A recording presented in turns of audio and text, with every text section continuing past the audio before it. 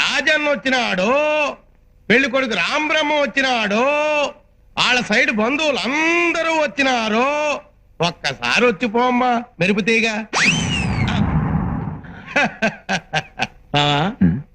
పెళ్లి కూతురు నిన్ను చూసావా?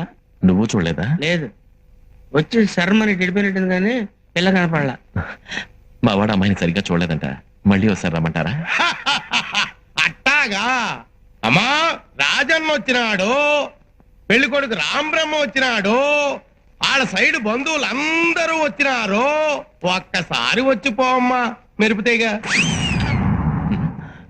లేబా వెళ్ళిపోదాం. తప్పురా. తప్పేంటండి? ఇందాక చీర కనపడింది, ఇప్పుడు అసలు ఏమీ కనపడలా. ఏమి చూడకుండా పెళ్లి చేసుకుంటావా? పిల్లకి కొంచెం సిగ్గెక్కువ, తుర్రుమంటది, అందుకే మెరుపుతీగని పేరు పెట్టిన. మీరు ఏ పేరు పెట్టుకుంటే మాకెందుకండి? పెళ్లి చూపులు తర్వాత ఆ పిల్ల ఎదురుగా కూర్చొని నేను కూర్చొని లుక్స్ మాత్రం మాట్లాడుకోవాలి కదా.